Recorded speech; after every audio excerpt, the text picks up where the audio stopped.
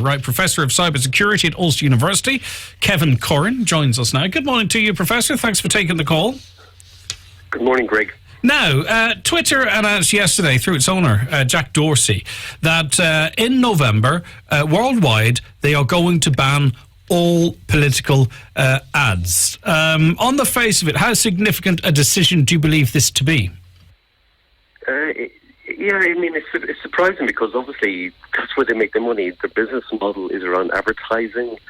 Of course, they don't have, they don't, like, for instance, 60% of the online advertising budget is given to Google and Facebook, but Twitter get about 10% of that. Now, they don't make as much from political ads as Facebook does, but they've really gone to the extreme where Facebook allows all type of political ads without even any type of monitoring or fact-checking, and Twitter have just completely gone to the other extreme and banned all political ads. So it's put the onus now on Facebook, who said they would not ban political ads because they have been under pressure because there has been ads, for instance, by Donald Trump, which have made false claims about Joe Biden, and Facebook have allowed these ads to run. So there has been cries by politicians, especially in the US, for Facebook to ban political ads. Yeah, and Facebook make it very easy. They have very soft touch rules. In other words, if I was a Donald Trump fan, I can register as a campaigner, and then that gives me carte blanche, really, to say anything I like, be it true or not, on the Facebook platform. And they allow that, and they believe that this is an important part of the democratic process. They do, yeah. They just see themselves as not the content moderators, really. They just provide the platform. They're saying that, like in a tennis court, if the guy comes along and paints the white lines, he says, I'm not obliged to pick up the racket and play. But that's unfair because they have a lot of power, these social media networks, especially with Facebook, with almost 2 billion people using it. And even on Twitter every day, there's 250 million people with 500 million tweets every day. And, they have far reach. And again, the CEO of Facebook, the creator, Jack Dorsey, he says that what he sees as a problem is because with social media, you know a lot about your audience. You know their location, the demographics, what they earn. There's so many demographic features that they have, and they believe that it's too easy to hyper-target people because you know too much about them. So they see it as different from, for instance, TV, which just has an ad on TV. So that's the problem. And of course, then he says that we're trying to stop people gaming our system. This is the CEO of Twitter, trying to spread false information. And on the other hand, then we're accepting money from people and we're allowing them to say what they want. So they see it. He sees it as a conflict. There's a conflict there, and so that's why he's saying he's going to one extreme and just banning all political ads. Yeah, but as you said, it's an easier decision for him to make because the proportion of their ad revenue from political ads is minuscule compared to that of Facebook and Google. So in other words, it doesn't necessarily affect his bottom line as much as it might affect Facebook. So in other words, it's kind of cheap, high moral ground he can take.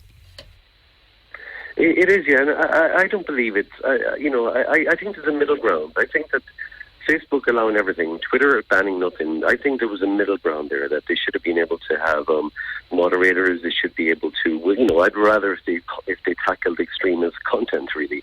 I don't see the political ads as being the biggest problem, really, and I think that they've taken in some ways an easy way out, really, whereas, and to be honest, I believe that they're going to roll back in it because their business model is about advertising.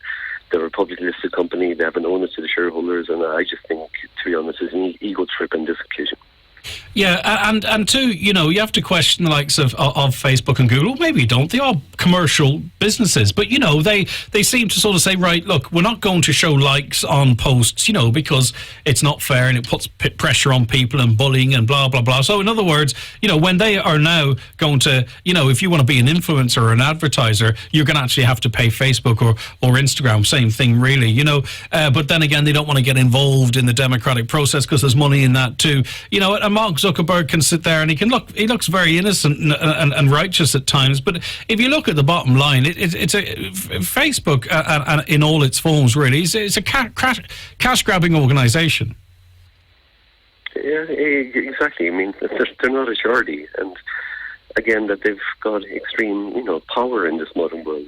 But most people are getting their news now from Facebook again, and you know it from some of the mad stuff that people share as well. That, there's a lot of people online who don't have critical thinking skills really, and they're, and that they believe an awful lot, and it's so easy on not even Twitter, but Facebook and Snap and YouTube and all these for just dishonest campaigns to roll out again, because traditionally for about a few hundred years we've had organisations like the Guardian, we've had the BBC, ORT, we've had where we have trained journalists, we also have rules really, but you can't just put any ad on TV, for instance, or on radio. They have to be fact. Yeah, but the problem we have is, and I've said this before, Kevin, is the media is its worst enemy because it's taking stance. It's being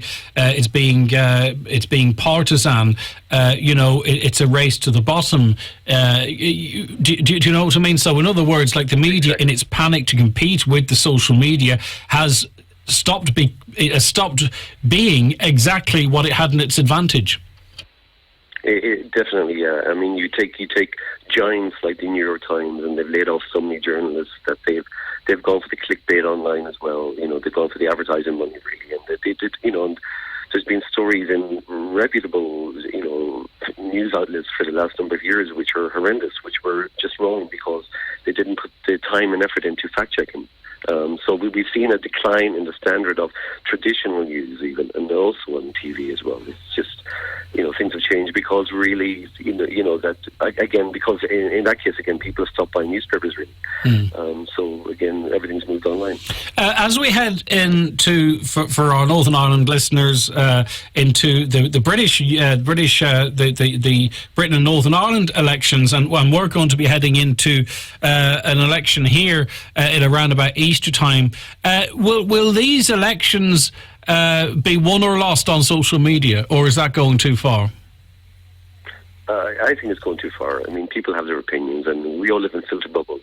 All our social media does is just reinforce our beliefs, really. I don't know really many people whose opinion have changed because of the social media posting again. We generally have the same type of friends who believe the same type of things, and we just reinforce what we believe, and you tend to subscribe and follow people or political parties that you are into. And so again, I don't think that the influence is as powerful as it is now, and nonetheless can influence at times, and it can lead to misleading stories. Again, Hillary Clinton will confirm that in the last election, but it's very hard to quantify how much of a change social media does or false news does. But do you know what I'd love to see actually, Kevin? Because I think sometimes people, the most active on social media, might think that they've done their bit and least likely to vote. I would love to see one of these polls done on, or some analysis of those most active and vocal on politics on social media, their voting record, or their percentage of those that vote compared to those who don't. I suspect a lot of people that opine on social media about politics perhaps would be some of the least inclined to actually get out and vote at the ballot box. It's possible, yeah. I'd be intrigued. I think it'd be an interesting study, because then they're going, what? Sure, I heard everyone was voting this way, and this happened, and I think that maybe they think that they've done their bit by trying to influence others. Okay, and just finally, Kevin, on the rollback from Twitter, what do you expect in that regard, and when? Because it's a bold enough prediction. 15th of November. It's going to happen in 2 weeks' time. Yeah, but you think it'll be reversed? No. I think in the future it will. I think that he has to follow through in this. But I think you will see slippage in a year or 2 years' time. I'm pretty sure they'll even if they have to out him because it goes. I think that the money will always the ad money will always win over in a public listed company like this. True enough. All right. Thank you very much, Professor Kevin Curran, Professor of Cybersecurity at Ulster University. The closing down sale is now on at the Furniture Liquid.